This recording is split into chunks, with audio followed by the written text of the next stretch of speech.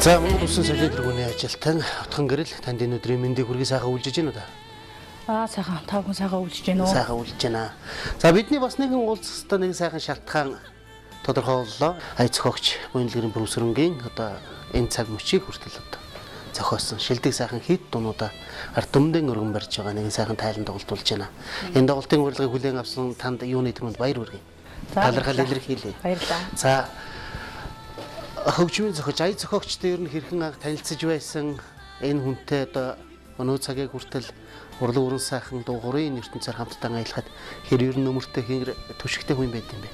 Пүүж ахтайгаа би одоо 2008 онд анх танилцж байсан.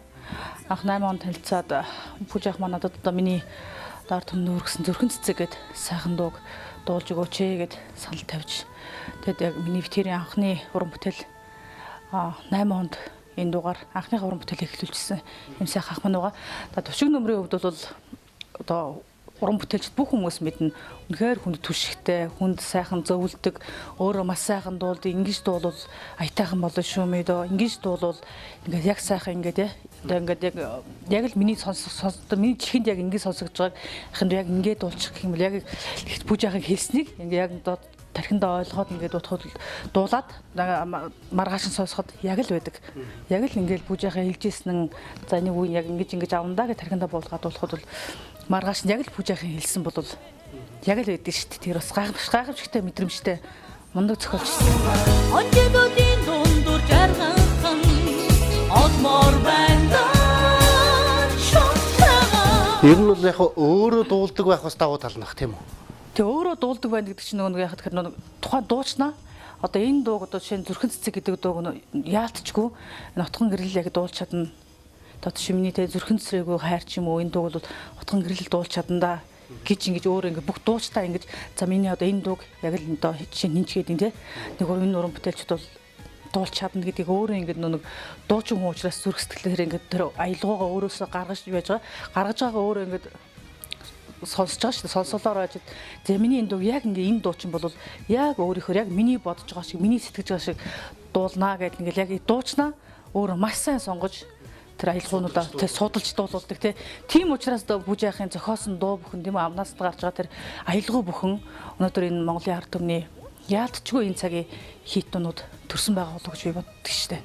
Тий. Таны урын санд энэ одоо хүний хичнээн одоо уран бүтээл хичнээн дуу байна. За миний урын санд Пүүж ахын маань 3 дуу байдаг.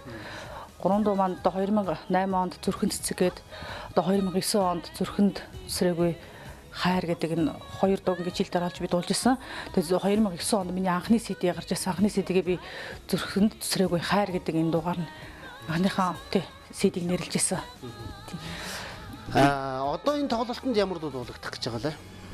За одоо энэ тоглолтод би зүрхэн цэцрээгүй хайр мөрөөдлийн уян гэдэг 2 дууга өргөн байна да. Тэгэхээр яг одоо энэ магадгүй яг энэ тоглолтод дуулагдах дуутай хэрхэн анх танилцж байв?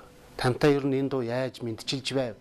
Гэхдээ хоёулаа онцлог зүгээр зүрхэн зүсрээгүй хайр гэдэг дуу яриа л да. Энэ дууг одоо өөрөө бас дуучин залуу Батулзий гэдэг дуучин залуу үгийг бичсэн ийм дуу байдаг. Тэгээд манай Пүүж ах маань аялгуунд бол маш гайхалтай зохиосон. Одоо энэ дууг бол Монголын ард түмэн бол мэдхгүй хүмүүс бас цөөхөн байдаг бах. Ер нь хаа нэгтэй газар хөдөө орон нутагт бай те гадаадд бай ер нь ингэ явж хахад энэ дуугаа дуулж өгөөч гээд шууд ахилтнаас нь шууд хүмүүс ингээд дуулаад өөрсдөө хэлдэг штеп. Тэгээд би бас ингээд за тэгээ бүгдээрээ дуулъя гээл ингээд энэ дууг дуулдаг. Тэгээ бас дээрээс нь цомгоо энэ дуугаар нэрлсэн байна. Тийм цомгоо энэ дуугаар нэрлсэн. Энэ бол үнэтэй одоо миний уран санд байгаа уран бүтээлүүдийн бол цохилох одоо хамгийн гол дуу гэж хэлж байгаа. Бүтээлүүдийн гэж хэлж болно тийм. Магадгүй би танаас өөр нэг юм асууч л да. Утган гэрэл гэдэг энэ одоо уран бүтээлч дуучин хүний үед магадгүй Бүрэмсрэн ая зохиогчийн яг энэ магадгүй таны дуулаагүй тийм үү? Дуулааг өөр хүн дуулсан. Энэ дууг нь би дуулсан бол гоё дуулах хашин тагсан дуу гэдэг. Тийм дуу байдаг. Ямар дуу? Энэ Бүрэмсрэнгээ залуу дуучны дуулсан хүн зүүдлээ сэрлээгээд маш гоё дуу байдаг шүү Пүүж ахын. Бүр ингээ яг ингээд нэг одоо миний хүүхэд ахгүй ч юм уу те ингээд ээжтэйгээ хөдөө байсан ингээд яг тэр ингээд ахгүй яг нүдэнд харагддаг. Энэ дууг хэрвээ би дуулсан бол яаж дуулах байсан бол гэд би тэр дууг сонсох их дуртай. Мэдээж одоо энэ дууг л би дуулсан бол гэж бодож исэн хүний хувьд бол бас нэг ганцаараач байхдаа ч юм уу энэ тэнэг л ер нь бас нэг аялал жил байсан баг та тий.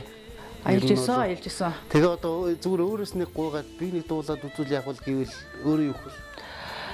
Би бас тэгж хэлий гэж боддгүй. Яг хаа нэгтэй ч юм уу одоо магадгүй бид нар хин нэгэнтэй суугаад ингээ те нэг одоо хөдөө найран дээр ч юм ингээд суухад бол дуулахад маш гоё. Тэгээд яг манай бүрс ингэ битэр чи өөрөөсөө битэр чи найзууд байхгүй юу те би ямар найзтай очоод найз нь чиний энэ дууг дуулчих идэх үү гэлтэй биш те. За танд ямар тач цаг зав гаргаж энэ хүрэлцэн ирсэнд маш их баярлалаа. Тэгээд эрхэм үзэгчид та бүхэндээ одоо дуучин Утган гэрлийнхээ тоглолтын дуулагдах дууг өргөмөрье.